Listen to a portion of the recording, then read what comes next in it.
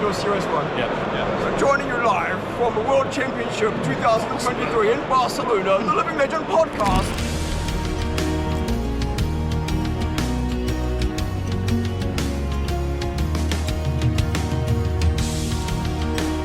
Greetings, I am Victor Goldmane, and you're going to hear Azz and Kel speak about me at length on today's podcast. Unfortunately, Bill is not here today because he's too busy cruising.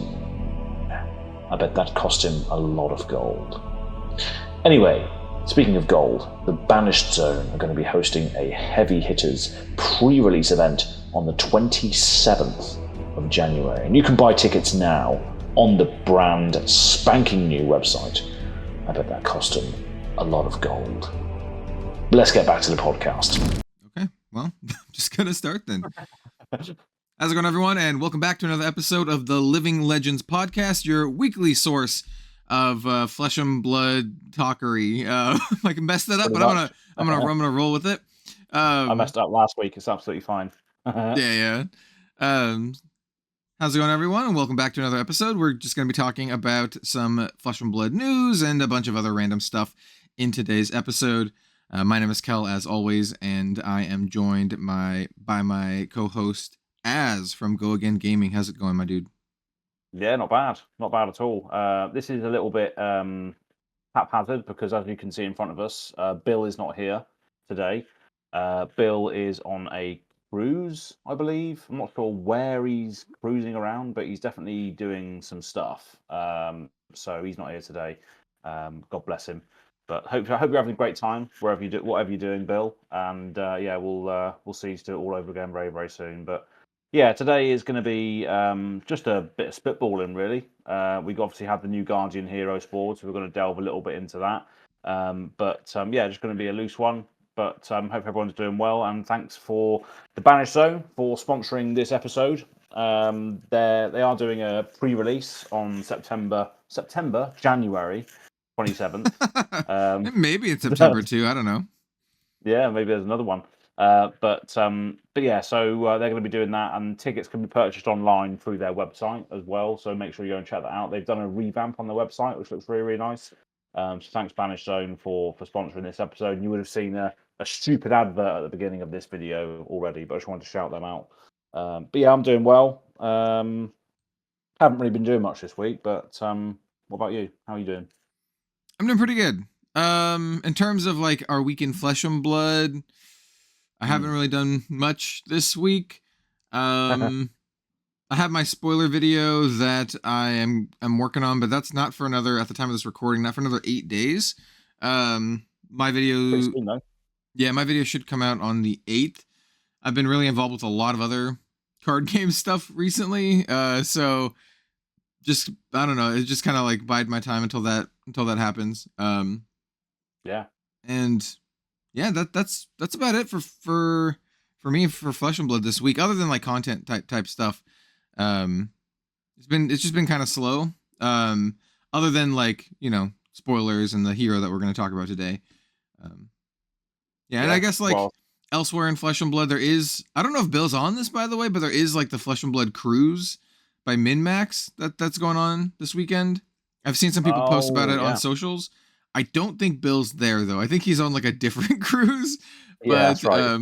I think it's just like a coincidence, but of course, yeah, it's funny. It's funny that you say that because Bill is on a cruise, but he's definitely not on the Flesh and Blood one, which is I think it's the Realm Games. Actually. Realm. Okay, sure. Because Flake was there with Derek, I believe, or Charmer, I think his sort of Twitter tag is. But yeah, I saw Flake post some stuff.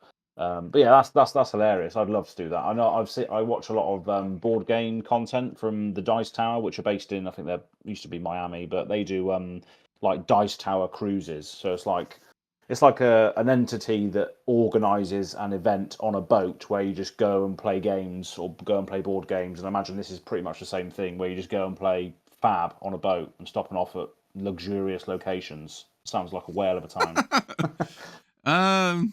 Sure, yeah.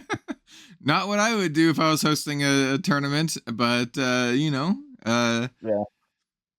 Anyway, well, I'm not sure. I'm not sure if it's a tournament. I think it's just a. I think it's basically like a holiday, but you get on a boat and just you cruise around. But there's loads of fab people there. I don't know. no, there definitely is like some tournaments going on for that. Wow. Yeah, I don't remember exactly what level of tournament, because there also was another tournament that Michael Hamilton ended up winning over the weekend as well. Oh, that's right. Yeah, and that's right. I don't remember. Once again, I don't remember that one is either, because I don't even know if they did coverage for that one. I don't think they did. Was it a battle hardened? Yeah, battle hardened Cincinnati it was. And I think there was a guy called Sin FTCG or something like that. I think that was sort of doing a bit of streaming on his phone, like walking around and stuff. It wasn't like a produced stream; it was just on a mobile device. Yeah, as you say, Michael Hamilton did win that one. There was a lot of Bravo there as well. There's 3 Bravos in the top 8. Katsu. I can't remember what else was there now, but yeah. Bolton was there because the finals was Roger and Michael Hamilton from the MNR podcast. So both of them were against each other in the finals, and Roger was playing Bolton. So Michael ended up winning it with Bravo, but Bolton got to the finals. So I don't know. Maybe Bolton doesn't completely suck. maybe Bolton's actually not that bad. So yeah. Yeah, we saw obviously Yuki adopted Bolton as well. I can't remember what tournament that was. World? No, it wasn't World, was it? No, she was playing Icelander at Worlds. I can't. There was some. I think it was tournament recently where Yuki adopted Bolton because she played against Brody playing Azalea. But yeah, Bolton's pretty good. Obviously, the pilot is obviously a big part of it. But yeah, it seems like Bolton's pretty good now. It turns out when you print a legendary card designed specifically for Bolton in every single set for the last like 4 sets, then eventually he's gonna get good. Like, I swear they print a Bolton card, a Bolton legendary in the expansion slot every set. They're like, come on, he'll get better eventually. Here's a new hat. Come on, here's a new chess piece. Here's a new thing. I mean, ever since what was the supplemental set in Dynasty, right? He had the legendary card in Dynasty, and then he got the legendary hat, and then he got there's a legendary chess piece in there. Right. He got a new specialization, bunch of cards from Dusk Till Dawn. So, you know, when I keep printing cards for the design specifically for that hero, eventually he's going to get good. I have a feeling that Viserai is on the next on the block to be incredibly strong because they keep printing Viserai cards. I swear, like the same deal. It feels like every expansion slot, here's a new Viserai specialization. Here's some new version of a Sonata thing. It's like they just keep printing Viserai crap. I have a feeling. I actually have a feeling. I'm going to talk about this in a video separately, but I actually have a feeling that Viserai. Okay, let me put it this way. Let me order the thoughts appropriately. So, my prediction for sets this year is I think we're going to have a Mysteria set called Transcendence. And then I think that we're also going to have an all arcane set. And I think Viserai is going to be in the all arcane set. That is my prediction. Yeah. So it won't be literally all arcane. So I think Viserai will do a little bit of physical damage too. But I think every class in the set will be like arcane damage class. So I think it'll be like Runeblade, Wizard, and then maybe something new, maybe another Wizard. Maybe it's like 2 Runeblades, two Wizards. I don't know. But I think it'll be a draft. Cool. I think it'll be a draftable set, and I think Viserai will be there. And I think they're building up to that. They like to like give you hints and stuff, and they just keep dropping Viserai stuff. And I really think he's up next. And they keep saying they're like, we want to breathe new life into old heroes.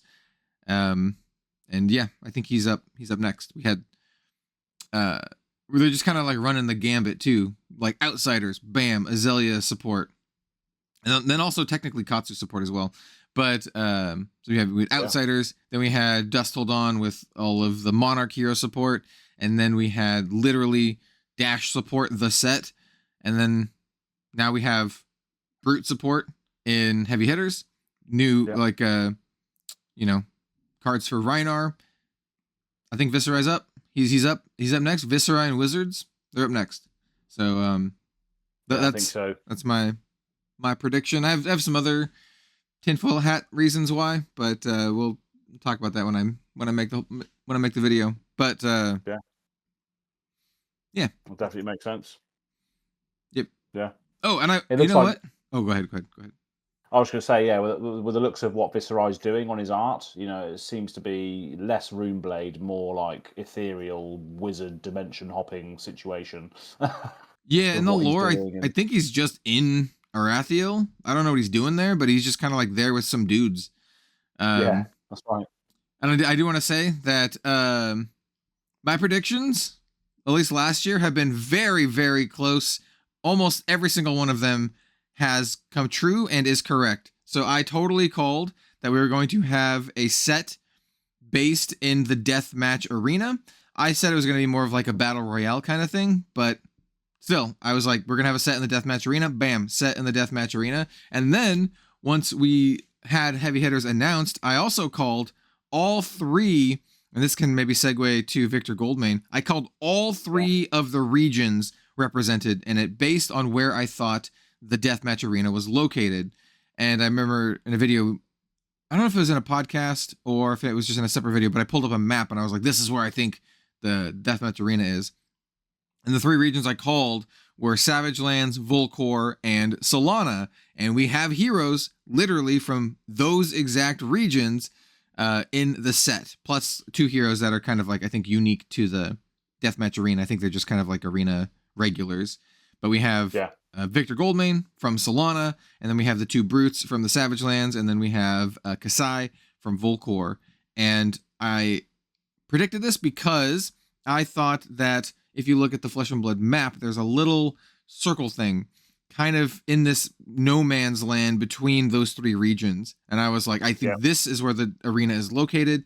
And if that's true, then it makes sense to me that you have a representative from each of the adjacent areas. So yeah, I was totally correct on that. And like I said on my Twitter post about it, I was like, lore fight me, bro. Someone, you want to lore fight me? Yeah.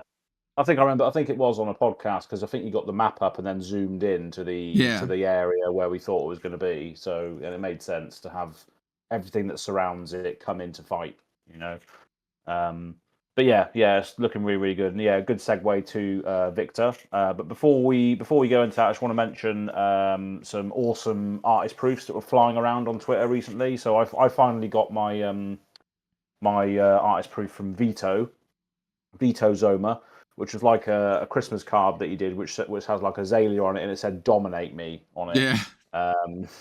So I finally got that. It was in 4 pieces. So when you put the 4 pieces together, it then makes a nice artist proof. And then Izuardi came out with a triple Death Dealer, Azalea, and Crow's Nest sort of panoramic artist proof on Twitter as well, which looked epic. What's really cool about Izuardi's is it's not technically an artist proof. It's those blank cards that LSS gives to people, and the cards can be used as the parts of the art. So I think he's got like Death Dealer, Azalea, and then Crow's Nest, but when you put them all together, it makes like this cool panoramic scene that looks really, really cool. Looks epic. So just want to shout out some of the sick art that's been circulating on Twitter this week. So I just thought it would be worth shouting out. So Victor Goldmane, take us away with that guy. Yeah, let me pull him up real quick.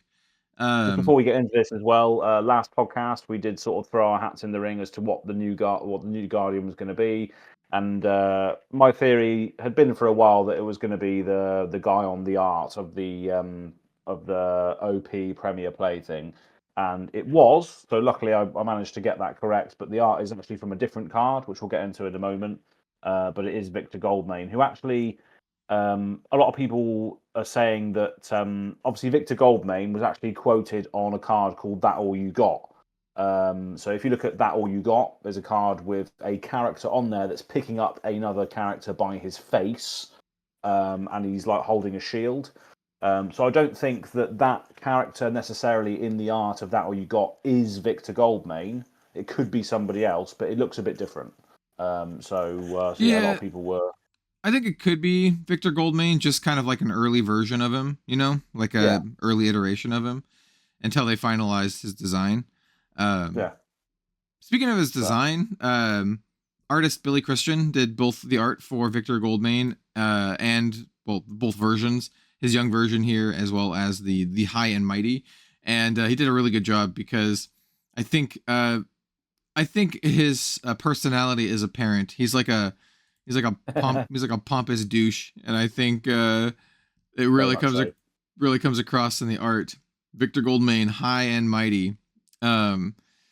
So yeah, well, let's talk about him. First of all, he likes lions. He likes golden lions. I can't help but feel that he's inspired a lot by Game of Thrones and Jaime Lannister in particular. Because he kind of looks like Jaime Lannister vibes, and he's got this golden armor with these like red and gold lion banners. Someone was posting in my Discord that they're going to be using a Game of Thrones LCG Jaime Lannister mat mat because it looks very similar. Yeah. Yep. That is not surprising to me. For you audio only listeners, I'll read out what he does. So this is Victor Goldmane, High and Mighty, which is the adult version. The young version is just Victor Goldmane, and as with every single Heavy Hitters hero, they have the regular stat line for intellect, and then 20 health for the young, and 40 health for the adult version. He is just a guardian hero, so none of the heroes have talents. And it says, the first time you create a gold token from an effect you control, draw a card. Or the first time each turn, which is important. So you can only do this once per turn.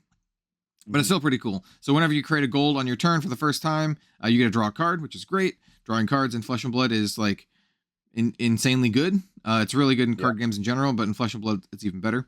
And then he has a second ability that says the first time each turn you would fail to win a clash. Instead, you may destroy a gold you control. If you do, put one of the revealed cards on the bottom of its owner's deck, then clash again. So he cares about two things. He cares about gold and he cares about clashing, basically. He's pretty interesting. And we'll compare him a little bit to Betsy in a little bit.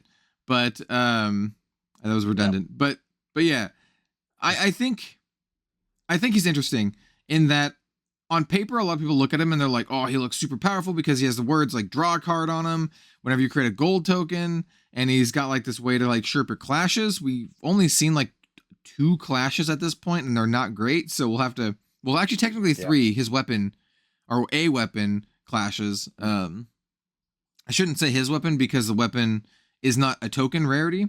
We'll talk about that in a moment. But what are your thoughts on Victor Goldmane? Yeah, I mean, at the moment, it's hard to make a judgment because we don't have the whole set. But obviously, a draw a card effect on a hero, as you say, is quite strong. We know how inherently powerful that is because a card replacing itself in Flesh and Blood or an effect replacing itself in Flesh and Blood can get you quite a lot of stuff. But we haven't seen, to my knowledge, we haven't seen many cards across the history of Flesh and Blood that allow you to create a gold token from an effect. The thing I was thinking of was how would this work with Crown of Dominion? Because you equip Crown of Dominion, and then do you then draw a card with Victor's ability before the game even starts? What happens? Well, it says the first time each turn you create a gold token. So when do you? Is it even your? Is it even your turn? I thought you equipped like pre-game. I'm not entirely sure. This is a question for judges. Judge. Yeah, Judge. Let us know. Yeah, I mean, apart from that, do we have like many effects in the game, like that you can remember that allow you to create gold? I mean, it's all in Heavy Hitters. There's like almost no cards that do gold. There's a couple. There's like the ones from Everfest, like those usually do silver though. So true. I take it back. Yeah. I take it back. I think they're mostly just from Heavy Hitters. And so once again, like a lot of the other ones, he is going to probably rely heavily, pun intended, on cards from Heavy Hitters. So for example, we talked about this before. Let me pull it up. It says Wage Gold. This is the universal card that has the mechanic that says, well, it's in any zone. This is the same class as your hero. It's a 3-drop, 7 attack for the red, 2 block. And it says when this attack hits the hero, you may wager a gold with them. And then we also have the yellow, which is a 3 for 6, and the blue, which is a 3 for 5. We also have Put Your Money Where Your Mouth Is, or just Money Where Ya Mouth Is, which also lets you wager to create a gold. As well as Test of Strength, which is a clash, this is probably a key card for Victor Goldmane. It's a clash card that the winner creates a gold token. It's a 0, well, it's a block card, so it doesn't cost anything. It's just a 4-block card, and when you defend with it, you clash with the attacking hero, and the winner creates a gold token. And just to go over what clash is real quick, it says clashing heroes reveal the top card of their deck.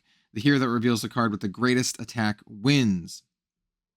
So in Constructed, that'll be interesting. In Constructed, it'll be very meta dependent and very, very class dependent on who you're playing against, whether or not that clash is going to be easy. But in Heavy Hitters Limited, which is where I'm drawing a lot of evaluations from, is it'll be much more interesting because all of the classes are going to be, hitting heavy. Big hitters.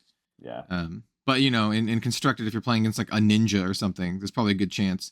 Unless you whiff entirely and you have 0 attack. Like if you Test of Strength and you reveal like a defense reaction, well, tough luck. Tough luck. Yeah. But, yeah. So, I mean, there's some ways to create gold in the set. There's even a way to create guaranteed gold, but it doesn't have go again, so... There's the starting stake, which is the 0 cost. If you control no gold tokens, create a gold token. Blocks for 3, pitches for 2. But that's all it does. It's an action, not an instant. So it doesn't have go again. So you would draw a card, create a gold, but you wouldn't have go again or anything. Az and I were talking beforehand of, I think one of the bottlenecks for Victor Goldmane is that he doesn't have a way to give anything go again, and Guardians traditionally don't really have ways to go again. So making use of that gold token or that drawing card could be a little bit difficult, right? So other than just arsenaling it, right? So like say you attack with the wage gold, right? And you win the wager, you create a gold, you draw your card. Well, wage gold doesn't have go again, so you just arsenal your card. Which is not bad. Yeah. Or you could use stuff like Lead the Charge here, which let me shrinky dink this card down to size so people can see it properly. So yeah, Lead the Charge is an interesting one. Actually, you know what? I think the blue one is better for this case. So Lead the Charge. This is the blue card. It's blue version. It's a common card from Arcane Rising. 0 cost, generic action, 2 block with go again. It says the next time you play an action card with cost 2 or greater this turn, gain an action point. So that only cares about action cards. The red one, as you saw, that I pulled up quickly, is just any card. The next time you play an action card with cost 0 or greater, you get an action point. So I mean, this could be a way to give go again to Victor Goldmane stuff. But then again, you'll have to be playing a lot of 2 blocks because Lead the Charge is a 2 block, Wage Gold is a 2 block, and you're playing a Guardian there. So if you're going to try to do the fatigue strategy that I think a lot of people want to, those cards there's a lot of 2 blocks. I'm just put it that way, which is probably not good if you're trying to fatigue your opponent. I don't know. I think. This Victor wants to be clashing a lot, right? So obviously, the first ability is whenever you create a gold, that's fine. Draw a card. That works with a lot of the wagers and a lot of the stuff that's going to be inherently in this set that we haven't seen yet with wagering gold and maybe other cards that he can access. But the clash thing is interesting. So the first time each turn you would fail to win a clash. Now, if you're playing a Guardian, normally you would hopefully win a lot of clashes because your power is going to be quite high. But in Limited, it might not be the same because a lot of people are going to be having high power attacks. So again, it could be one of those that preys upon certain metas or certain situations. And we said this last time, like this sort of design space which is very limited to sets and sets only, could actually come out of nowhere in certain situations where not many people are clashing, for instance, and you might be able to do get a lot of value out of clashes, but we don't know where that really leads at the moment because we haven't seen too many clash cards. Yeah, we've only seen like literally 3, like I said. Yeah. But also, like, keep in mind that the second effect doesn't do anything unless you also have a gold. So you still need to make gold to even do anything. Yeah, and then clash itself doesn't do anything on its own. It needs to have obviously an effect attached to it. When you clash, the actual clashing is just a reveal mini game. Yep. If you win the clash, the card has to tell you what you get out of it. It doesn't do anything on its own. It needs an extra thing stapled to it. So to build a whole deck around clash matters, you're gonna have gold lying around, hopefully from the deck that you build to then clash again to try and win it. But why do you want to win a clash? Is there going to be something else? Maybe a piece of armor, some sort of starts in play, stays in play, which is on the side, which does stuff every time you clash. Because a deck that cares about clashing and clashing only, I don't know where the value is going to be unless it's on your equipment somewhere, perhaps. So we'll see. I mean, there's the inherent value of whatever the clash does. So like I pointed out, there's like test of strength, which I think I said I think it's going to be like your staple for Victor because it's a clash card and the winner creates a gold token. So it does everything he wants. It clashes and it also creates a gold token so you can fuel his second ability to win clashes and then also draw cards. To build Victor, you're going to have to build... He wants you to do 2 things, right? He wants you to make gold, and then he wants you to use that gold to win clashes. So you need both cards that make gold, and then also clash cards. You do have built-in clash cards that we'll talk about. I'll bring this up now. It's a new Guardian weapon called the Miller's Grindstone. I would like to note first that this card is not a token weapon. This is a rare weapon. You draft this card. You don't just automatically get it. So you gotta know that he's gonna have another weapon that is a token weapon as well. Yeah. So the Miller's Grindstone is a 4-attack, one-handed Guardian hammer. It costs 3 to attack with. And then it says, when this hits a hero, clash with them. If you win, destroy the top card of their deck. If they win, put a -1 attack counter on this card. So I mean, this is a way to inherently clash. If you have those gold tokens, you can get that kind of reroll effect from Victor Goldmane to do the clash again, so you don't get a -1 counter on your Miller's Grindstone.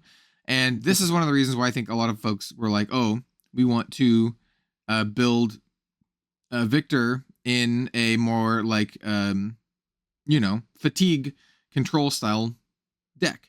But like I mentioned before, a lot of the cards that facilitate this, at least currently, are 2-block cards. So it's kind of rough unless you just don't want to go with that effect, unless you just want to go with the Miller's Grindstone and then build out your fatigue deck normally, because once again, a lot of the cards that create gold and clash aren't very high block. Wage Gold is a 2-block. Money Where Your Mouth Is a 2-block. You do have that Test of Strength, which is just the block card, but it's a terrible card to clash with. Test of Strength is a 0 attack card, so it's a card that initiates clash, but if you reveal it from a clash, you automatically lose.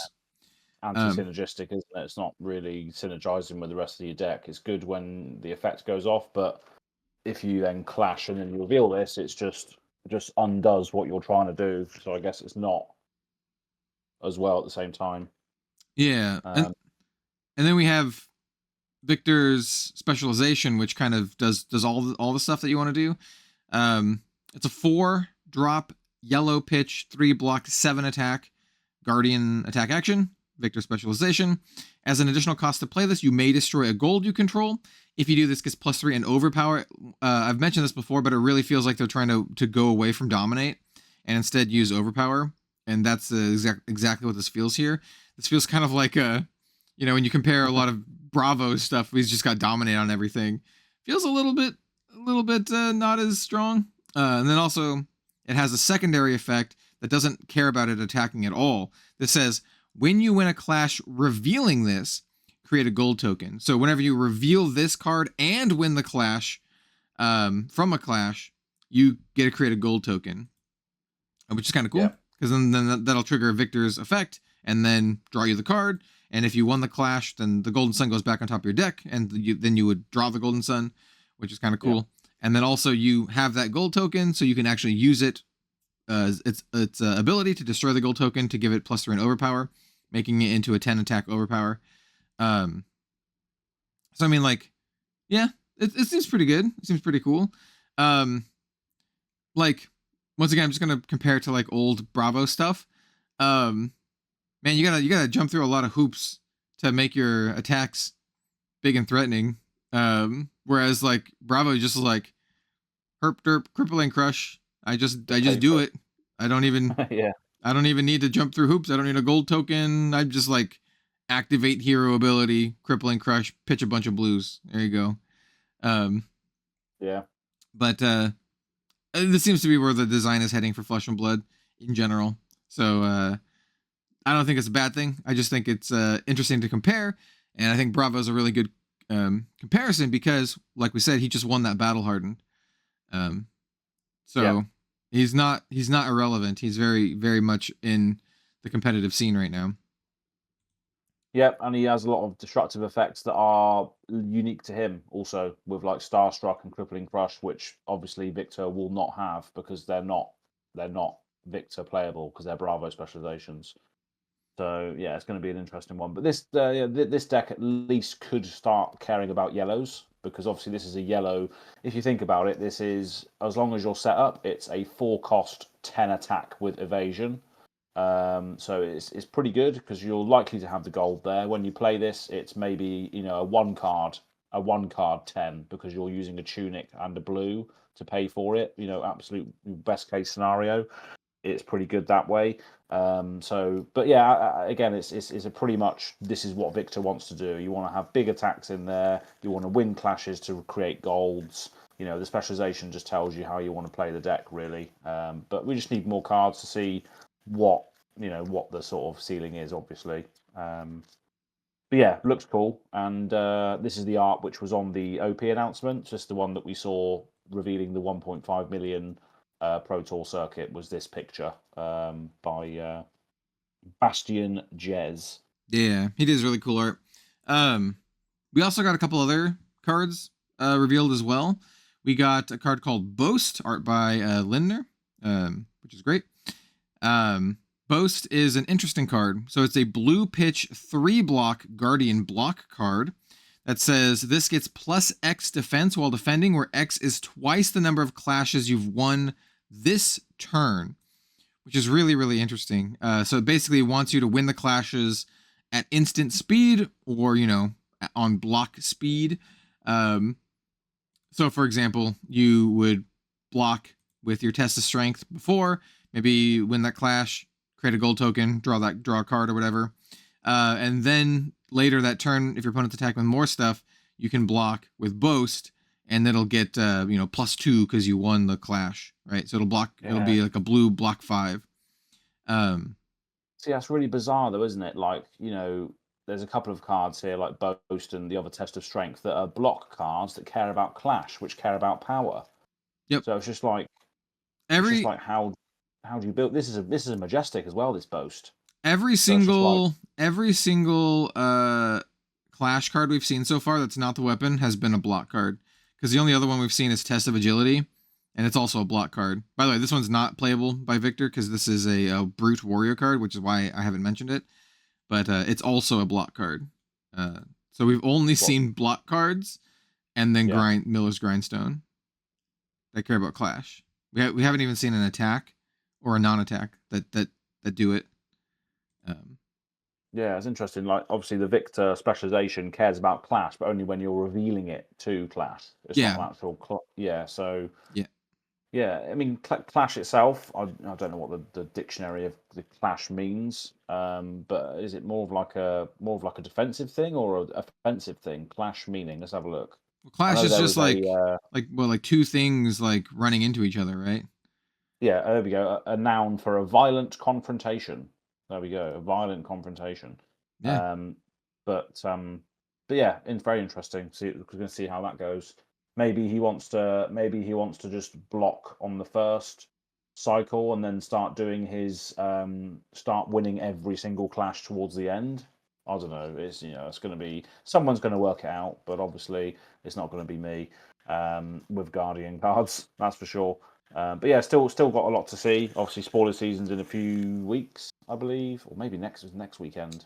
Not this weekend. Starts about a week. Yeah, because like I mentioned at the top of the show, my spoiler video goes live in 8 days, and I think there's like people doing it the day before that as well. So, we also have another card to show as well. So there's Boast, and then we also have a card that it doesn't really care about either of those things. It's just another pumper, but it's an interesting pumper. So this is a Guardian Aura. This is stacked in your favor. It's a 2-drop Guardian Aura. This one only blocks 2. Once again, a lot of weird 2 blocks here. It says Go Again, and it says your attack action cards get +3 defense while defending. At the start of your turn, destroy this, draw a card, then put a card from your hand on top of your deck. So it gives you like a little filter thing. It doesn't actually just draw you a card. It draws you a card, then you have to put a card back. Which could be good for setting up Clash. I think that's why they spoiled it with Victor, because you put the card back on top of your deck, which means you can set up your Clash. Yeah, I mean, this is a card that just helps fatigue, I guess, but only while it's on the field, because you can't really block well with it because it's a 2-block. But once you do have it, if you have a lot of attack action cards, well, then those are all get that +3 while blocking, which is interesting. That's for the red. For the yellow, it's a +2 block, and for the blue, it's just a +1 block.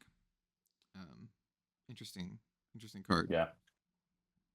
Yeah, it seems like an interesting balance with the fact that you need to clashing cares about power, and a lot of the stuff we've seen so far is defensive. So it's going to be cool to see the rest of the set, see how that sort of melds together as such. But that's. Oh, go ahead. I was going to say that's Victor. We haven't sold him yet. Nobody knows what he's going to be doing yet. But any hero with draw a card on it is going to be seeing people's eyes light up. Yeah, I've seen a lot of people pretty hyped about Victor. I actually think in terms of limited play, he is significantly more difficult to build and play than Betsy, where like he needs your deck needs these things to work. Like you need cards that create gold, because if you don't have cards that create gold, then you can't even do a second ability. And then to even make use of a second ability, you need both gold and you need to be clashing. Whereas Betsy, you just need a wager. That's it. And we've seen a bunch of wager. And so you just need, hey, look, did you draft a bunch of cards with wager? There you go. You can Betsy him. And Betsy has like that built-in evasion. Where if you wager, you can pay 2, and if you do, the attack is +1 and overpower, which is pretty sweet. So in terms of limited, I think Betsy is going to be most of the time. Betsy's going to be your choice for limited. Whereas I think she's going to be the beat down, because she'll be easier to get the wager effects off and get the +2 and the evasion for the extra cost. And I think Victor's probably going to be with the clashing and what we've seen so far, maybe the defensive style deck that wants to maybe grind you out with a Miller's Grindstone a little bit more. Well, force you to block with cards from hand instead. Like I mentioned, the Grindstone is rare, so you have to draft it as well. Oh, of course, yeah. So and it's a rare weapon, so it might be short printed. So I don't know how often you're actually going to get the Grindstone in draft. And once you do, you're going to also need like a bunch of Clash cards as well if you're going to do Victor. So I'm unsure of the Grindstone in limited, to be honest. In fact, it could be actively quite bad for you because you can have a weapon that keeps getting smaller because it's not a May. You have to Clash when it hits, and if you're playing limited, well, you could be playing against a Brute or another Guardian or whatever, and you just have a tiny little weak hammer. I think the first time this fails, you're screwed. It sucks. Like then you're having a 3-cost 3-attack weapon, with no evasion, and that's just real bad. So yeah, Victor, I think he's he's gonna be very difficult to play in limited. In sealed, good luck. In draft, well, maybe you're able to sculpt your deck in a way that he works. But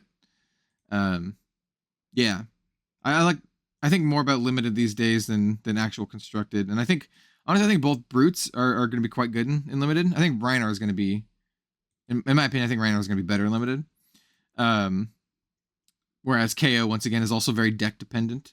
And then for the warriors, I mean, Kasai just seems super good, and Olympia is like, I don't know. I think the warriors actually seem pretty easy. Kasai is probably more complicated to build in limited, whereas Olympia has a really simple ability, where you just like, yeah, you know, if you win a wager, you get a gold. There you go. I think Olympia would be quite easy to build, because obviously it just cares about each of your attacks winning a wager, and a wager has to hit your opponent, and obviously warrior is obviously quite known for doing tricks in combat.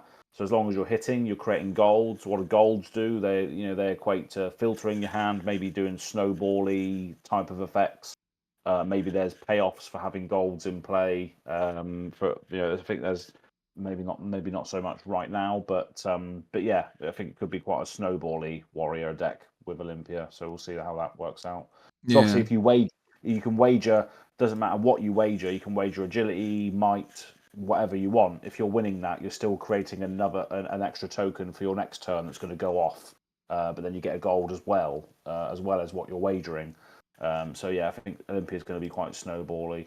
So I think that's probably what I would lean towards, just something that can have tricks and create a lot of these token value stuff. I think Olympia might be one of my favorite ones so far out of the set, just because it's probably the easiest. And it looks cool as hell. It's got a red cape, so it reminds me of Superman. At least on the young, well, more of like a Hyperion. Getting the Marvel references out now. Sort of style looking character, and then obviously the actual CC prized fighter just looks proper sick as well. But yeah, what sort of heroes are you gravitating towards out of these lot?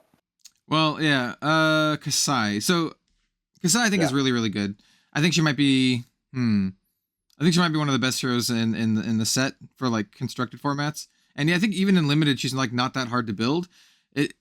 Because she cares about. It says if you've drawn a card this turn, your sword attacks cost 1 less to activate, and she has a once per turn action of banishing 2 red and 2 yellow cards from your graveyard. And then the next time a weapon you control hits, you create a gold token. So like that's pretty easy to make in limited. All you need is red cards and yellow cards, and you're going to be drafting a crap load of those anyway, right? So it's not like a weird thing where you need to have specific cards that do specific things. You just need red cards and yellow cards. Doesn't even matter what they are. They can be attack actions, reactions, whatever. And then her ability that says if you've drawn a card this turn, your sword attacks cost 1 less. Well, that kind of feeds into her second ability of creating a gold. So if you get that gold, you can crack the gold, maybe pitching a blue, draw the card. All your swords now cost 1 less. I think the big thing for Kasai Unlimited is just finding ways to give her swords go again, so you can attack with both swords. Because we do know that the Centauri Sabers are the token weapon for warrior, so you can double wield your Centauri Sabers. I'm really interested, still really interested to see what the other weapons are, because we're definitely going to be drafting weapons too, which is really cool, because we saw that with that grindstone. Oh yeah, I wonder what other swords and stuff there are in the set, but maybe some axes, maybe some hammer. Like I don't know. I think I read somewhere that there were like there's going to be more weapons in this set than like any other set or something. Like I read somewhere that there was going to be like an arsenal of weapons or something. That'd be sick. So I'm expecting a bunch.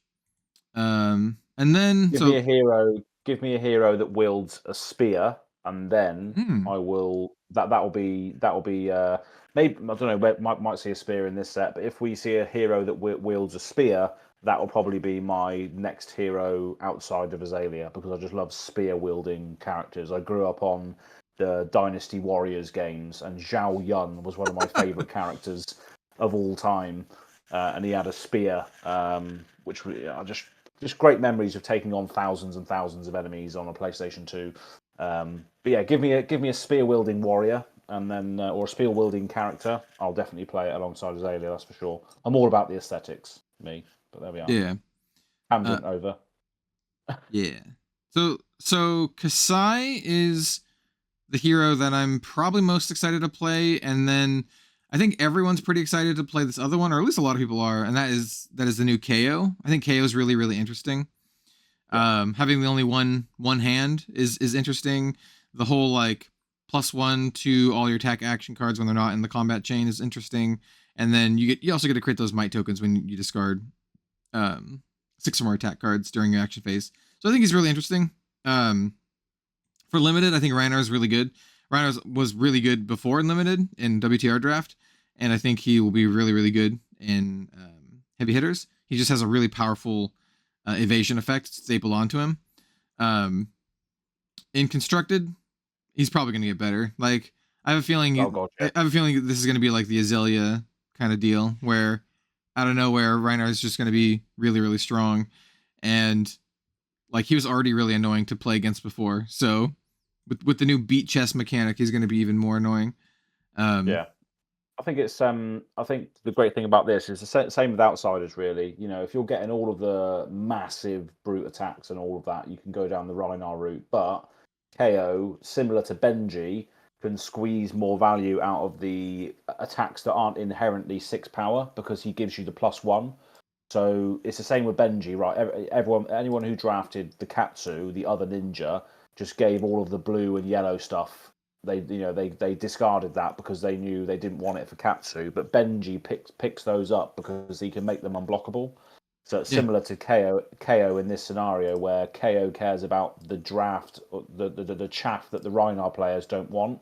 So he can sort of pick those up and actually be decent because all of his stuff that's 5 power actually counts as 6, which triggers things like beat chest, etc., which we spoke about last time. So that's a nice little balancing thing that they're doing there as well. Yeah, I love these 6 hero draft sets. You have so many options. Oh, yeah. Even if you're in brute, like you said, you can go KO or you can go Reinar, and each hero wants different things, which is really, really cool. And I think that's one of the more important things is like each hero really does want different things. So we just mentioned Kasai and Olympia. Olympia really cares about wagering, right? Whereas Kasai, I mean, she can probably use some wager cards, but doesn't really necessarily care about wagers. So you can pick up a lot of the other stuff, maybe things that give you those agility tokens to get go again on your weapons.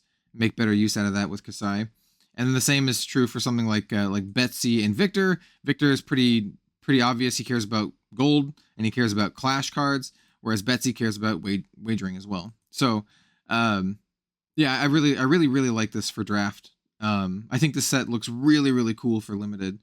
So I was talking about my characters. Are there any other characters that you are interested in playing other than Olympia? Kasai looks cool.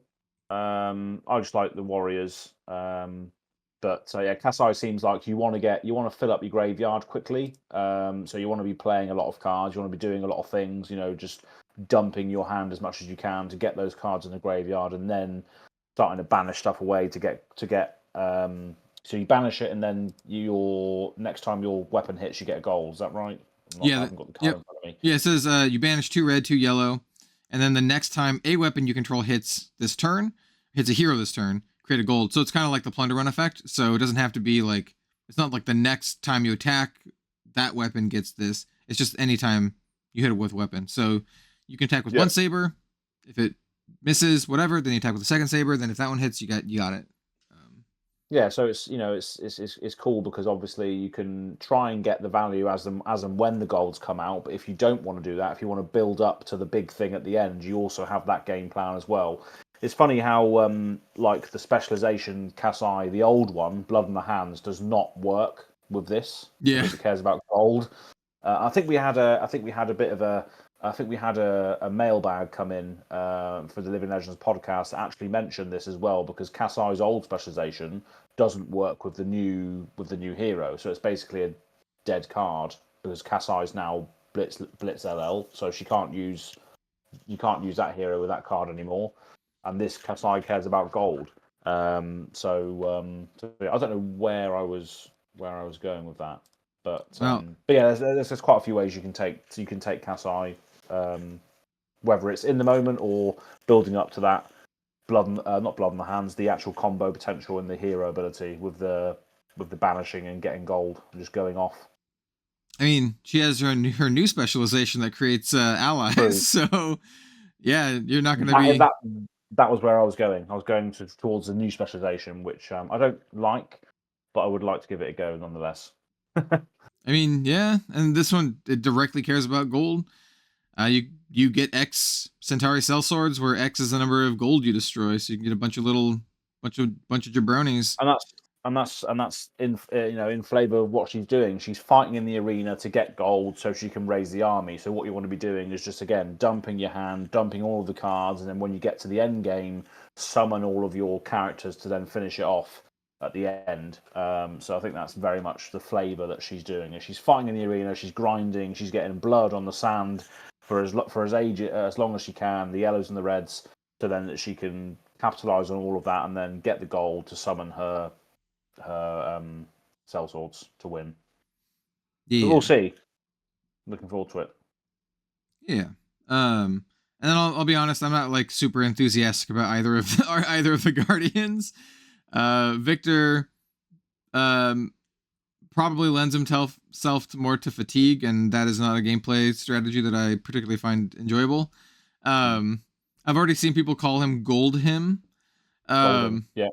Which is funny because, like I said, to actually do the things that he wants to do on his card, at least right now, what we see is like there's a lot of 2 blocks. So I'm not sure about that.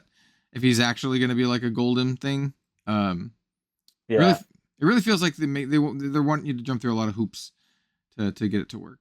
But I mean, go ahead. I was say, or they want you to win clashes, which at the moment is hard to decipher how you do that if you're running cards that care about defending, which aren't attacks. Yeah, that consistency might be hard to balance. So yeah, we're still yet to discover what that's going to be. So. I mean, we could have more cards like stacked in your favor that put cards on top of your deck. So like, I mean, this could be like a theme in the set, like with Guardian, is just like cards that you draw a card, then put a card from your hand on top of your deck to help you win the clashes. Maybe. Yeah. But we haven't seen too much yet at this point. But it feels like since they spoiled this with Victor Goldmane, it feels like this is kind of like a signpost. They're like, hey, this is what you do to stack the deck. Yeah. I think the main value that's going to come off of the clash must be a piece of equipment. But I guess we'll find out. I mean, you still know information about the set that nobody else does. Bill still knows the information. All the people that are out there that have spoiler cards still know these little bits of information about the set that none of us do. So yeah, it's going to be interesting to see what people have got. Do I have a Clash Matters card? Someone commented on the last episode and they're like, "Oh, I can't wait to see your weapon reveal, Kel." And I just can't help but laugh. I will not confirm or deny that I have a weapon, but I will say that previously people have guessed my spoilers, and I don't think everyone's almost always wrong. Put it that way. Based on. I remember when you spoiled Dreadbore, I was like, "Oh, this is going to be a pet for Ranger." Nope. I had people think that like it's someone called it a spear. Someone said it was like just an attack action. Because the name Dreadbore is a magic card spell that kills something. They're like, oh, it's like of course it is. Yeah. It's like an attack action that does a bunch of damage or whatever. And it's just a bow, bro. Bow. So. I will say my card is actually like probably like really good, and you probably will run it in your decks for the class that it is for, or maybe it's a generic. Ooh, I don't know. Oh, look at that! Wow, you heard it here first. This card is good, and you run it in your decks. It actually is good though. Nice. It's like almost boringly good. It's just like, yep, that's a good card. Now we'll talk about it when the time comes. 8 more days. Well, at the time, when this gets published, it'll be 7 more days. 7 days. 7 days. Yeah. Absolutely. But yeah, that's those are the spoiler cards that we're going to talk about today. Yeah. Did you say what heroes you were looking forward to doing? Yeah. Apart from so it was basically Kasai, and so in constructed, I guess I should say this differently. In constructed, KO and Kasai, and if I'm being honest, I'm probably only gonna build Kasai. I might build KO. He could be interesting. But honestly, I'm not gonna be buying as much of this set as I normally do. Maybe like 1 or 2 cases, and then just singles after that. And I mean, I have all the cards leading up to this point, but with the pull rates as they are now, I just don't see a point to buying a lot of sealed. So I'm just gonna be buying singles after a couple cases. I think at least a couple cases, maybe 1, maybe 2, I don't know yet, will help me get like the commons and the rares. And then after that, I'll pick a hero, or if I want to build something out of that. And to be honest, most of the sealed that or most of the product that I'm going to be playing with is going to be used for limited. I mentioned it before, but I really want to do a ultimate pit fight sealed with some friends on stream. Like maybe if Azz is interested, get Ian, get Bill, maybe even get like DM Ramada or something. I think it'd be really fun. Yeah, well, I'm definitely a tick box for that. So whenever that happens, just let me know and I'll be on for it. Yeah, I want to plan it sometime after I'm back from Japan, so sometime in mid-February probably. Yeah. And then it's really just for me. It's really just KO and Kasai for constructed, and then for limited, I think they're all interesting, to be honest. In limited, for limited, it'll be dependent on what I draft, but I'm down to play all of them. I am a big fan of Reinar in draft. Victor seems kind of interesting in limited. We'll see how it works out. Betsy seems pretty solid in limited. Olympia even could be cool if you end up with a ton of wager and like gold payoffs. So yeah, I'm actually really excited for limited more than anything else for this set. For constructed, I'm like, none of these heroes, none of these classes are my main classes, so I'm just kind of like, that's just kind of like the thing with Flesh and Blood. But for limited, that's where I get excited, and that's where this looks interesting. So yeah, I'm really interested to play this like limited and sealed. So I'm going to be playing in a calling as well as a few like Ravenous Rabble promo events in Hartford. So I'm going to be playing a lot of limited and sealed with this. So I can't wait to test it out. But yeah, Olympia is the one that I probably want to play the most because I just love the fact it's when he wins any wager he gets a gold. The first time each turn you win a wager. No, it's not even each turn. It's just the first time your attack wins a wager, create a gold. So you can actually do it multiple times in a turn, just not multiple times in the same attack. Yeah. So I just like the fact of building up, similar to Azalea. There's lots of tokens like Inertia, Blood Rot, blah blah blah. It feels like he's going to be able to snowball the same sort of way where he can just have lots of different tokens out that then crack and just do multiple things and just give your opponent a lot of things to think about, especially with the fact, combined with the fact that he's a warrior, means he's going to be able to trick your opponent as well, and you're going to be able to get this value out of them, maybe force some blocks here and there and play mind games as well as accrue tokens value. So yeah, I'm looking forward to playing with Olympia. But yeah, they all look quite cool. We'll see what the limited sealed pools give me and go from there. But yeah, might just smack some people with Betsy, because Betsy looks like she's got a big totem pole thing to smack people with, right? Yeah, she's got like in the art, but also in the concept art that Lindner showed on his socials. She's holding like the big totem thing. Reminds me of like Warcraft 3, the Taurens. Like you get the Tauren chieftains, and they just have the big totem that they smash things with. Yeah. I'm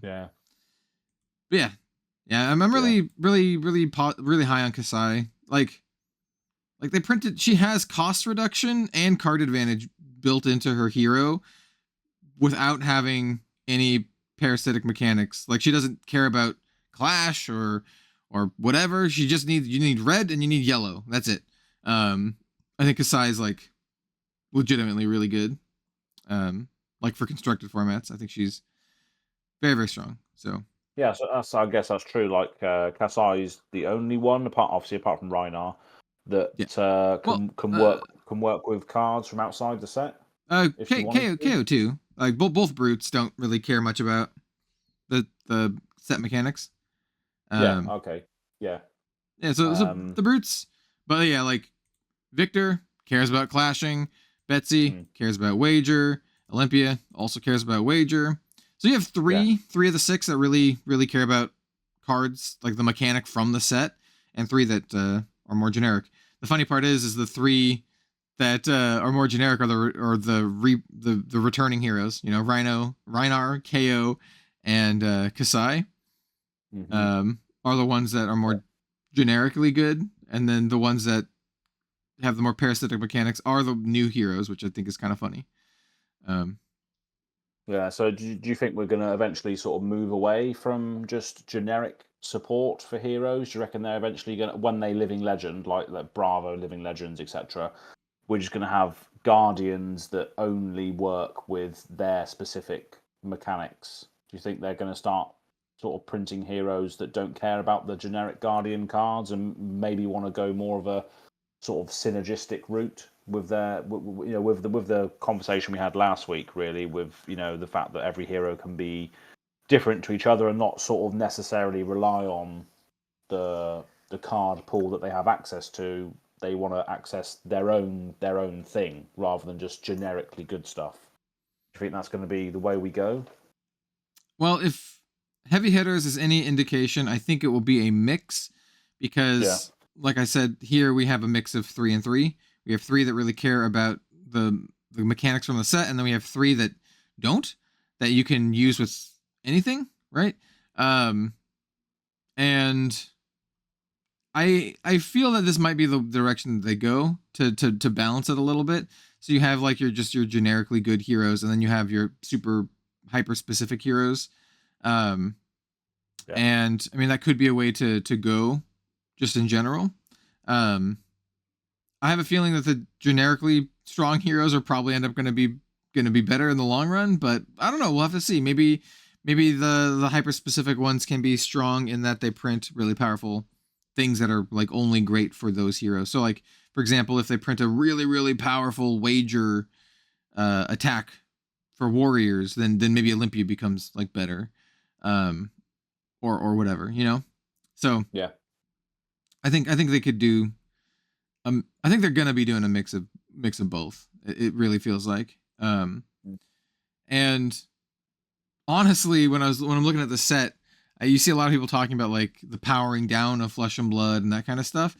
And I can see that for some of the heroes, so like Olympia and Betsy.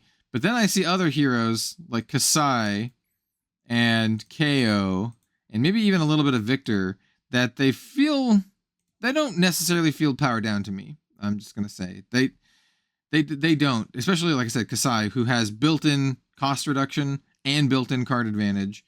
And we've had the most busted heroes in the game have been heroes that have been able to cheat action point equity. Like Chain. Well, we'll see if heroes that cheat cost equity can be busted as well. So I don't know. And it's that's what I mean. It's a cost reduction which comes into play just by you playing the normal game, because you're putting cards into your graveyard by playing the normal warrior strategy, but then also having your cost reduction on a turn which could really matter by banishing those cards away. So yeah, it's going to be good, and obviously that fuels the rest of our cards also with the Centauri stuff and whatever is coming. I mean, and also like there's other ways to go ham. So like with Kasai, it just says if you've drawn a card this turn, your sword attacks cost 1 less to play. So like if you cash in, if you get a gold and you play cash in, well then now you draw 2 cards and then all your sword attacks cost 1 less. Also, if you're attacking with 1 sword and you play something like what is it, Glint the Quicksilver, and then you draw a card from it, then your next sword attack costs 1 less to play. or one less to attack with. So there's like a lot of things you can do with Kasai that aren't just like relying heavily on her second ability. I think she's pretty flexible in that, and like just being able to create the gold token is like super good with like I said with cash-in. And I also want to point this out now. Hey everyone, if you don't own a playset of cash-ins and you care about any of the heroes from this set, you should probably buy a playset of cash-ins, because I think they're going to be like really good in Kasai, obviously really good in Olympia, a really good in Victor, who also cares about making gold, really good in Betsy. Well, maybe not as much because she cares more about wagering, but you know, if you care about any of the warriors for sure, maybe go buy your cash-ins because they're like insane. So, yeah, pretty worth it. Yeah, Go and get them now. Just get a pot of greed that has go again, like for free. It's pretty good. Just realize as well. There's another card as well called Starting Stake, which was revealed. Right, it's a 0 cost yellow. Yeah, Which says if I mentioned you it control earlier. no gold. Yeah. Create a gold token, draw a card of Victor. I just typed in gold token just to see what comes up. Yeah, I actually mentioned this a little bit earlier this episode when I was first talking about Victor. The problem is with Starting Stake is it doesn't have go again, and it's not an instant; it's just an action. So you would create a gold and then arsenal the card and pass because you can't do anything with it. But you do set yourself up for gold for future turns, and it's a block 3, which isn't terrible. I still want to know if there's a Crown of Dominion situation there, but I guess you equip things before the game, so I'm not sure whether that's term related or not. One of the cards that we kind of gloss over a little bit because it was one of the first cards revealed is a card called Double Down, which is a Guardian Warrior card. It's a 2-cost action with go again, 3 block. It's red pitch. Don't know the rarity because all I have is the token version, but I would guess Majestic. But it says, you may destroy a gold you control rather than pay this cost. The next attack that wagers this turn gets +3 and overpower. And if a hero would create 1 or more tokens from a wager this turn, instead they create that many +1 of those tokens. That's an Olympia. That's an Olympia situation. I can't wait to play it. The best part about this card is that it says if a hero would create 1 or more gold from a wager. So if you lose the wager, your opponent gets the bonus instead, which I think is so good. Oh, that's why it's so sick in Warrior, because you can combat trick also. I mean, yeah, this also gives you +3 and overpower as well. Yeah. Yeah. Yeah. I mean, all of these little mind games and these little token generators and the wagers between you and your opponent, whether you're going to hit, whether you're not going to hit, it's just such a quality little mini game to have in a limited and sealed environment. I think it's going to be quality to play. Yeah, I think it's going to be good. Limited looks like a ton of fun. Yeah, I'm looking forward to it. Yeah, should be good. Yeah, nice. So that's our little talk about heavy hitters today. Curious to know what a lot of folks think about heavy hitters in the comments, because I do think the set, for me personally, is the most interesting Flesh and Blood set since Outsiders, because I really wasn't all that into Dusk Till Dawn. The Angels were very pretty, but other than that, I couldn't care less about any of the commons or rares. Like seriously, like I could barely name any of them. And then Bright Lights is really fun to do crack shuffle play. But other than that, I'm like, I think the heroes are pretty interesting, but nothing that really got me excited. But heavy hitters, at least for limited, look super fun, and I'm very much looking forward to playing it. So, yeah, curious to know what other people think.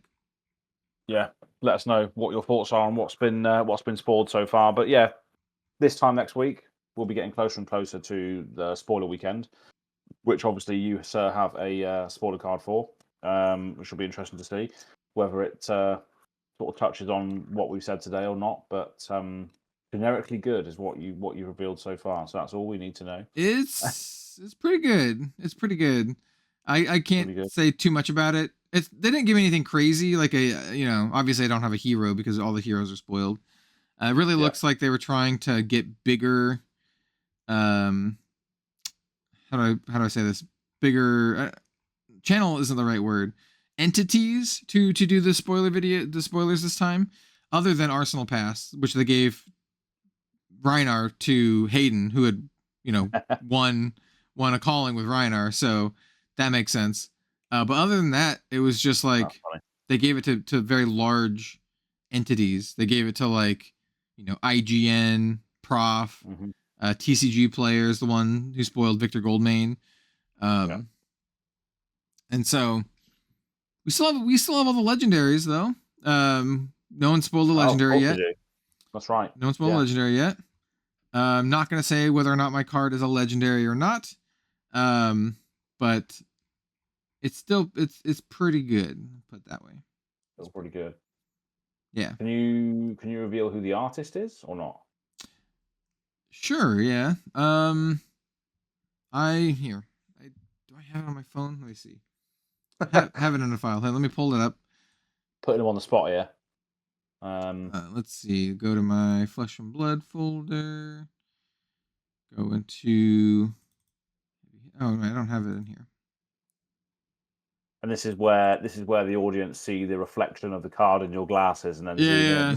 I was already thinking about that. Don't worry about it. Here, you know what? I can even look at that. There we are. Take off my glasses. Now my face looks weird. Take one off too. There we go. The glasses are coming off, and we are barefaced. The artist is Ina Wong. Ooh. The art looks really, really good, by the way. Yeah. Got to be a waifu card, surely.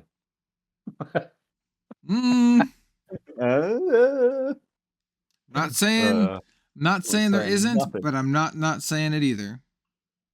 Fantastic. But yeah. It's a cool one. Spoiler season will be very really interesting.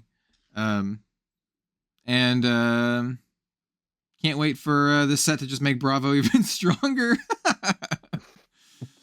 I mean, have we seen? I don't know. Have we seen like stuff that cares about? We think Bravo would run any of the cards that we've seen so far. I don't know. Is it all wager stuff? Isn't it mostly? Well, yeah, I think that's the thing. I think they front loaded us with a lot of the set, like the core set mechanics, and there's probably going to be some like just regularly good Warrior, Guardian, and Brute cards. There's probably like some Majestics that are just like good for all of them. Like, maybe. Like for all the heroes. I would not be surprised. Because like if we look at the Majestics so far, it's like Warrior Majestics, we got like Kasai specialization and an Olympia specialization. And that's it. So I would not be surprised if we got some sweet Majestics and legendaries and stuff. Well, even though like how good like rares and stuff are on the set as well, like just like generic warrior stuff like Blade Runner and that sort of stuff, that stuff can make so much of a difference as well to existing decks that that exist at the moment. So we'll see what happens with that, but we'll see. Yeah. Well, with that said, did we have anything else on the docket? I don't remember. I put a question on here with regards to does LSS decide the meta, because they're the ones ultimately that are deciding what the cards are. They've obviously got the expansion slot now, so they can sort of slip things in as and when they want to with regards to the expansion slot. But the sort of brand new mechanics can, as we discussed last time, really influence what's going on with the sort of meta at large and what people are playing, because some of these heroes are so unique that there'll be times and places where you might want to run Victor because he clashes and wins against all the other heroes out there and can suddenly get much more value out of those sort of interactions that might necessarily happen if it's not there.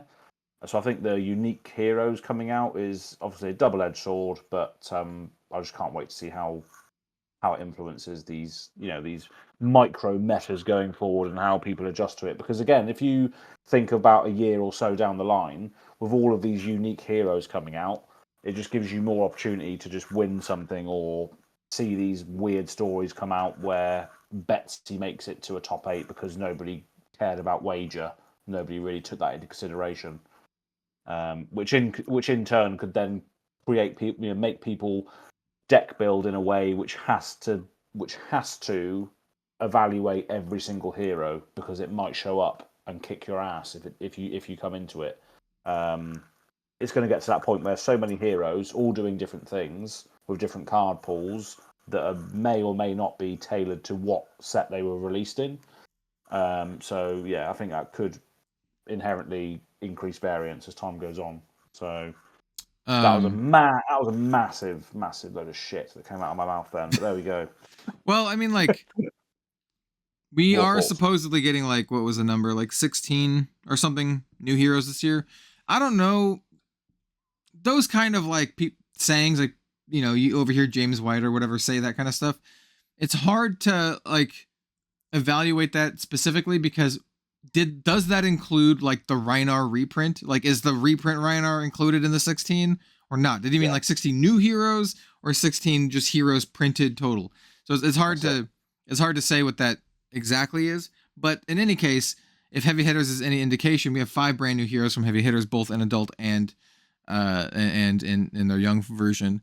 And so if that's true for every set this year, then that's a lot of heroes. And by the end of the year, by the end of 2024, we'll have like just a crap load of heroes more to choose from. And I think that's just a good thing in general for Flesh and Blood. Yeah. And yeah. Well, that's what I mean though. When you have so many unique heroes out there, does that influence deck building as a whole? Because you have to think about the possibility of running into some degree. To some degree, I'm gonna say to some degree. Yeah, it's just because it's a very, very open-ended thing. When I compare it to high-level, non-rotating competitive Magic the Gathering, which has magnitudes bigger card pool, like unfathomably bigger card pool, tens of hundreds of thousands of cards. I think it's like tens of thousands of cards. Compared to Flesh and Blood. There's still a few decks circulating, right? Yeah, there's the decks that are like just the best decks, and that's just kind of like how it is. But you can be open with a little bit. The way I don't want to get into talk about Magic because the way Magic's going, new cards tend to be more powerful than old cards, with some notable exceptions. Yeah. But I think to some degree yes, but also to some degree no. I think the best decks will just rise to the top. And you'll have those, and then you'll have your little rogue decks here and there that try to do their own thing, but might struggle against the S tier decks that are just pervasive in the formats, like your Bravos these days. Yeah, that's what I don't know whether. I'd love for it to happen. Optimal world. You just go into a tournament with your favorite hero, and because there's so many other heroes out there, you just have weird and wonderful matchups, and it's all a varied, diverse pool of heroes fighting each other to then find the top 8. But that's not the case, is it? With this game, there's always people figuring out the best 3 decks and metagaming and all this.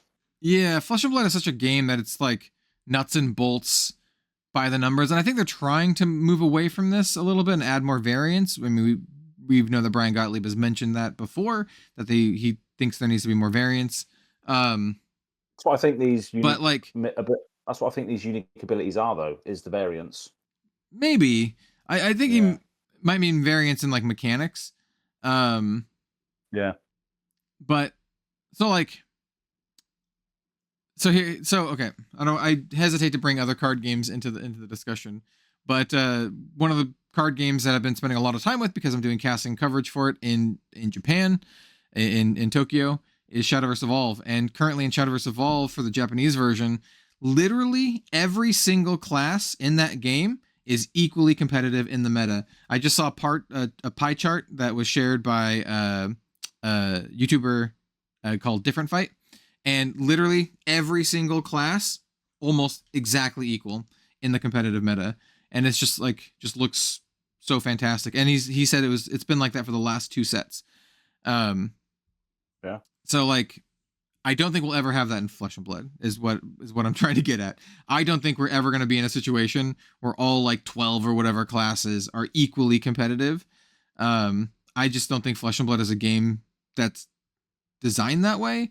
And I think it's also a game that is so like nuts and bolts by the numbers that it's going to be really, really difficult to balance it like that. I think a lot of people like in an ideal world would like that to happen, but I don't think that's realistic. And I think James White even tweeted something similar to that. And he's like, I think he said something like, the sooner that people accept the fact that not every hero is competitive, the better. I think he was saying that in relation to the Living Legend format, but I think that kind of applies to a lot of it. Yeah, and that's good. That's good in a way because it opens up weird and wonderful formats where you can play strange characters. But yeah, it'll be interesting to see where it goes from here with regards to what they're designing, because they're clearly designing heroes that are very much so tied up in their set that they were released in, going forward, and then reprinting characters that already existed that are getting support with these new stuff that's coming out. So, but yeah, very very excited to play it, and I'm going to be at an event on the weekend. It releases, so it's going to be quite good, quite hyped. So I can't wait to. For all the weebs out there, I pulled up the pie chart because I have it on my Twitter. Here's the pie chart of all the classes that are equally represented. The tiny little sliver that you see is the collab set, so it's not even an actual class. But you see all 6 of the other ones are like almost even, which is, you love to see it. And I would like to note, you might be like, oh, that's just for a smaller sample size. No, my friend. Shadowverse Evolved Japanese has much bigger tournaments than Flesh and Blood. They have between 1,000 and 2,000 people regularly. So, very. I think very diverse. I think when the Japanese product for Flesh and Blood hits Japan, that's going to be a big thing for them, isn't it? I think it's coming this year, isn't it? Later on, perhaps. Hopefully, maybe part of it. We do know that Heavy Hitters does not have the Japanese translation, so we'll have to see if the future sets do. Yeah. But we're pretty much in the Arsenal step now, so we can speak about what we want. There's no limit on this, I think. Oh, I was gonna I forgot it downstairs. So I was gonna bring something for the Arsenal step, but I don't have it to show off to people anyway. All right, so I was gonna bring something that Rob. No, I'll just talk about it. It was something that Robin got me for Christmas. That I think some people out there would be super keen on, and other people would be like, whatever. And that is, I really like tabletop RPGs like Dungeons and Dragons, and I also really like other versions of tabletop RPGs that aren't Dungeons and Dragons. Like I'm a big fan of Cyberpunk Red. I really want to get Vampire the Masquerade. I've never I played video games of Vampire, but I've never actually played the TTRPG Vampire. Robin bought me the Legend of the Five Rings TTRPG. Nice. There's 2 versions of it. There's one that uses its own mechanics, and then one that uses like 5th edition D&D mechanics. And the one that she got me is the 5th edition D&D version, so it's a little bit easier to translate if you're familiar with D&D. And it is rad as hell. The book is super cool. It goes really in depth on all of the clans, minor clans, the world of Rokugan, like everything. It looks so cool. I don't know if I will ever play it, if I can rope people into playing it with me, but it looks rad as hell. And I just want more Legend of the Five Rings was kind of what I'm getting at. If I could see any game get a reboot, like any TCG to get a reboot, L5R is what I would want, and I would be so into that. Like immediately I'd be into it. So that's my little Arsenal step, pining for L5R, even though I own I have a crap load of sealed old L5R behind me. Yeah, you sent me a Mantis deck, I think. Yeah. A while back. Yep. I've still got that. That was from a sealed brick that had like 2 of each of all the decks that came in it. I gave you that one. I gave Bill the Scorpion one, I think. I think so, yeah. Yeah. So love L5R, love the setting. Been kind of like flipping through that book a little bit recently. That's a good thing about TTRPG books, you can just flick through and just read, not necessarily the mechanics, but all of the sort of other parts of the. Yeah, there's normally in a TTRPG book, there's loads of background, there's loads of things you can delve into, like lore-wise, and you can really get entrenched in a game even though you're not playing it. It's a weird feeling. Like there's so many D&D books out there. I've got quite a few, especially recently as well. I've got quite a few because Baldur's Gate sort of put me on the path of might want to explore Dungeons and Dragons again, and I started writing a campaign for something which I got quite far into doing, which I'm still yet to launch, or to try and launch at least. But yeah, TTRPGs are great. Absolutely love them. But yeah, Arsenal step for me. Tomorrow, actually, when we normally record the podcast, I'm actually going to go and see Bring Me the Horizon at Nice. Cardiff Motorpoint Arena. Haven't seen them in like 8 years. I think the last time I saw them, they were playing like proper heavy stuff back in 2013. I think I last saw them at Reading Festival, which was when they were playing like second and third albums, which are more heavier than what they're playing now. But they've recently released a new song, which I haven't listened to yet, called Cool Aid. But I haven't listened to it yet, so I think they're probably going to play that tomorrow. But yeah, so I'm going to be going to a gig. Nice. Trying to make more live music shows this year because I went to a few recently. It just sort of got me back into listening to music a lot.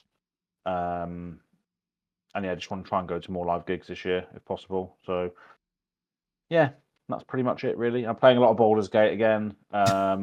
Just loving my my new character, which I'm actually going to be getting a new mascot for Go Again Gaming. So I've got a new piece of art that I'm going to be getting done for Go Again Gaming in general, which is basically a tiefling warrior type character, which I've shown you a bit of a preview of the sort of sketches for the first idea for that. Yeah, it looks good.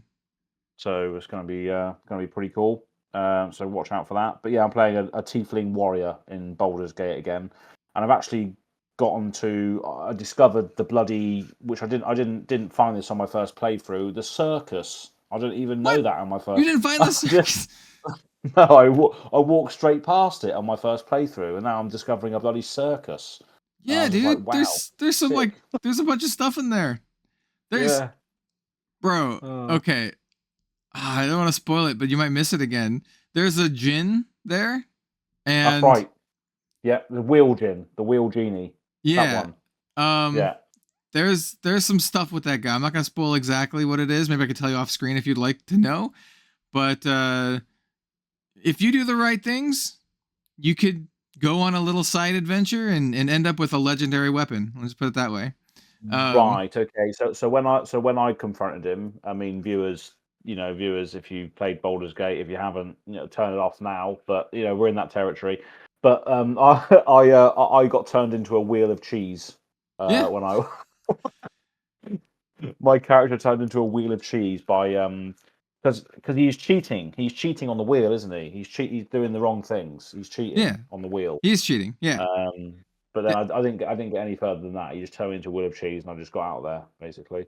Oh yeah, I mean he's cheating. So like maybe you get your buddy Astarion there, and maybe you sneak up behind him and maybe steal whatever is in his pockets that he's cheating with, and then you cheat him. Maybe you do that. I see. Okay, yeah. I keep forgetting that you can pickpocket people as well. Yeah. That's a thing that I don't really do much of. Astarion's he's in my party this time, where he wasn't last time, and he's actually a very good damage dealer with his dual wielding daggers. He's actually a very good damage dealer, and he can like sprint like so far because he's got like cunning actions and all of that, like D&D 5e stuff. You can with rogues and assassins, you can just be anywhere at any time, basically. Yeah, they are very good. Like, yeah, I have I've been playing a little bit more. It's just Act 3 is so dense, and I do everything. But like, yeah, I have Karlach, and my team is like my character, which is a wizard. Then I have Karlach, Astarion, and Shadowheart. And they feel like the typical roles, healer, tank, and roguey dude. And my Carlock, she has aspect of the elk or something, which gives everyone additional movement. And so my squad just moves so far. Like, and then almost everyone has like some sort of teleport or something, like Misty Step boots and other crap. Oh yeah. So it's like nothing can escape. Everything must meet their fate.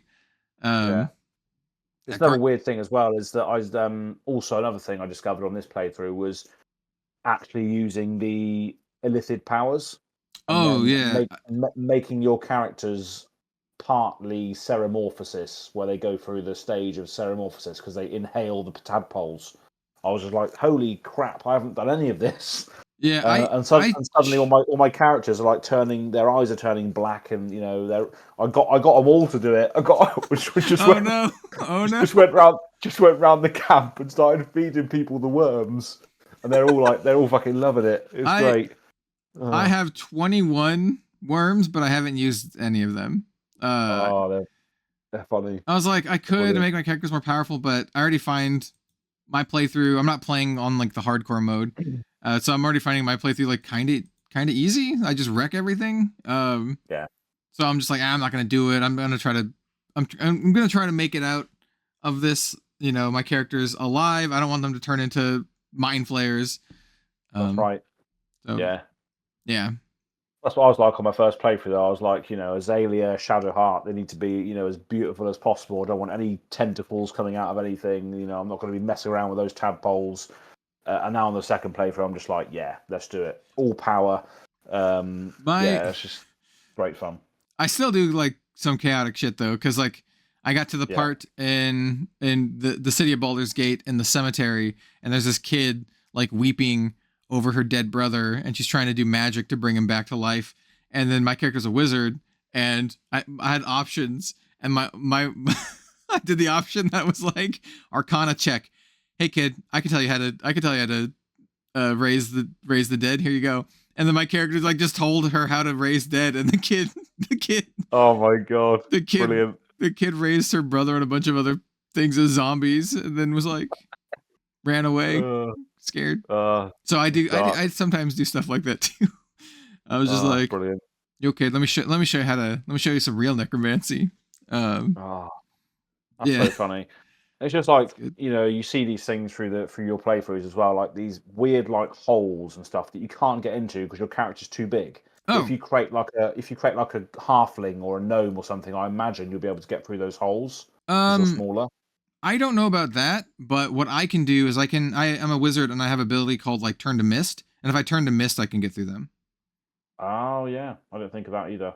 Yeah, so I've got like a couple of scrolls of gaseous form and stuff. Yep, that misty.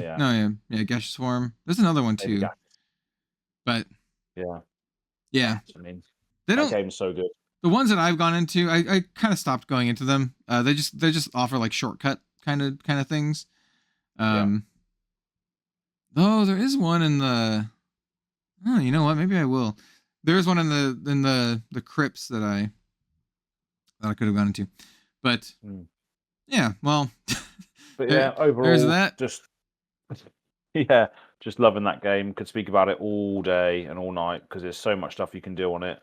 But yeah, that's it really for the Arsenal step for me. Yeah, mine.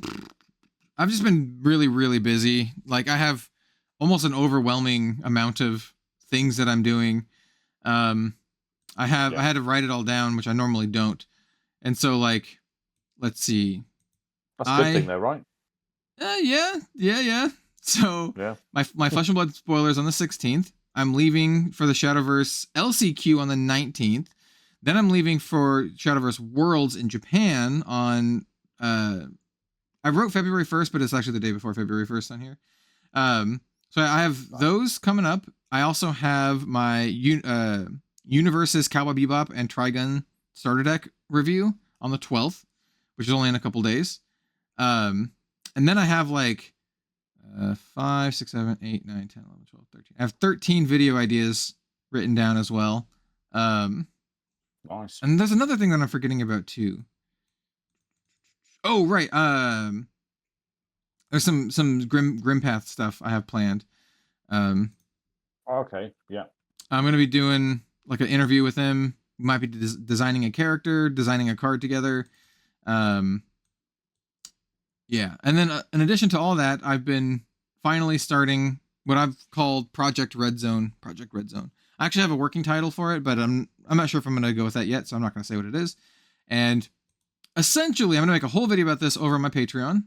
But essentially, Project Red Zone is me finalizing all of the characters' personalities and looks for all of the original characters that have been made over the last couple of years, and then potentially putting them into something more substantial in the future. So what I've done the past week is I wrote down all characters, Katsumi Vea, Etoile, Villain, and a new character called Tsukiko, and I wrote down their personalities, I wrote down their class, like their fantasy style class, I wrote down their connections to each other and their weapons, and I wrote down a whole bunch of lore about the characters, and then I'm going to get an artist to draw their official looks for all the characters. I already talked to the artist. It's going to be anime style. You could probably guess the artist. Nice. And I have this idea for a world and idea for all of this stuff. So I'm actually just doing it. And so this is step one, is solidifying all the characters, personalities, and looks and world. And then maybe in the future we turn it into something else. I have been thinking about a game, not a TCG. No, that's going to be everyone's first thing. Oh, is it TCG? No, not a TCG. No. But I have been thinking about it, and maybe we make that into a thing someday. But the first step is to get all the characters' looks, and I want to make them all like iconic in their own way, because I still have some folks who are like, who see the stuff and they're like, oh, who's that? Or like, I don't know who that is. Is that from this game? And I'm like, no, it's one of my original characters. So I want to be like, these are the characters, these are the looks, and I want to make them like iconic so people know what they are. So that's another big thing that I've been doing recently. That's one thing I personally can get lost in for absolutely ages, is just world building. Like, you know, when I started doing the tabletop RPG things, and you know, this character that I've got for my new stuff is one that was spawned out of that. You know, world building is just one of those things you can get lost in. You know, and you've got all the assets for it. You've already made your characters. It's just putting them into something. Whereas I do it in reverse. I do the world first, but everyone works different ways. But it's one of those things that once you get lost in it, you just get lost in it. When you start building the world, it's crazy. It's good stuff. Good fun. I have an idea that I think is really cool for a world and setting that I think is really cool.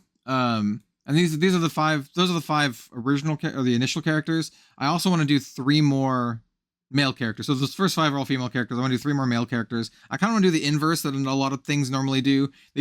Most things usually have like a bunch of male characters and then like a couple female characters. I'm gonna do like the inverse. And I have ideas for the three male characters as well. And so if and when I do a thing, it'll have 8 characters total.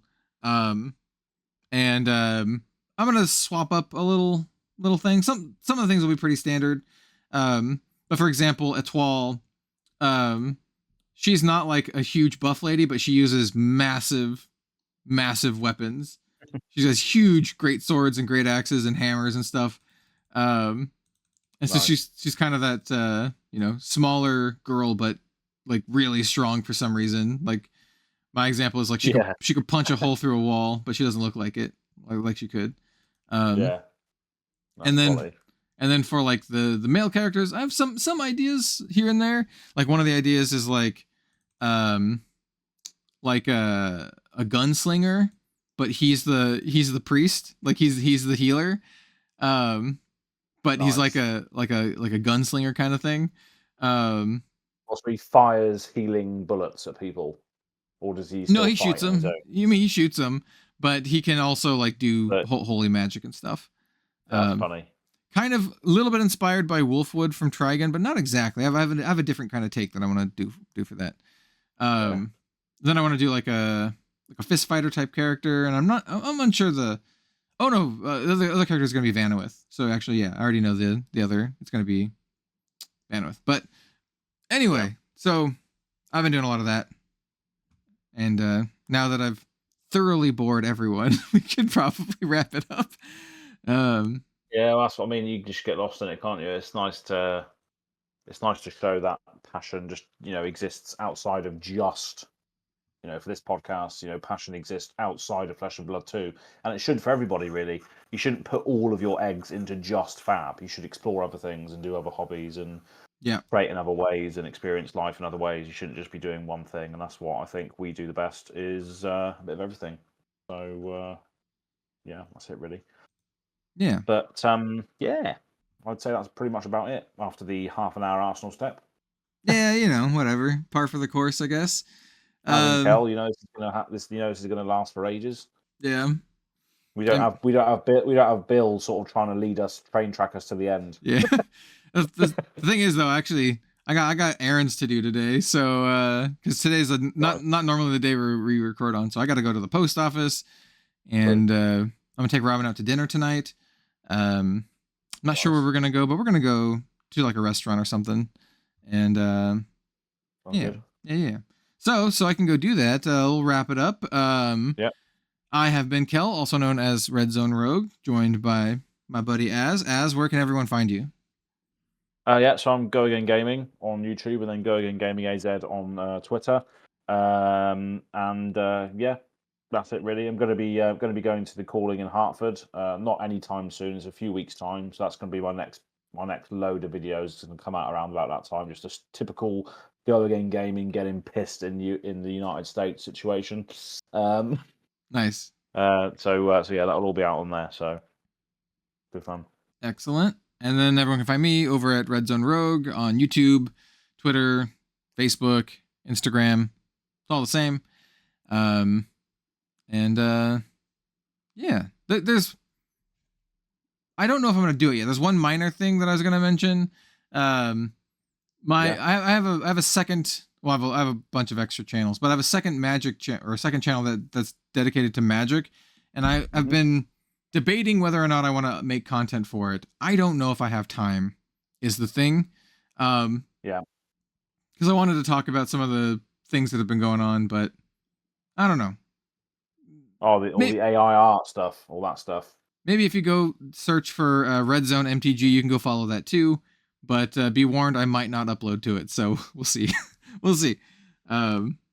Hesitant to tell people to go look there if I don't actually upload there, but I don't know. We'll see.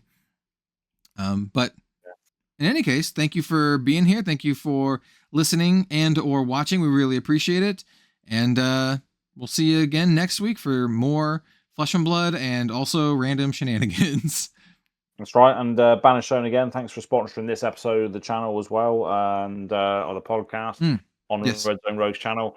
And the Heavy Hitters pre-release will be on the January 27th, and obviously tickets can be bought for that on the website now, so it's all been revamped.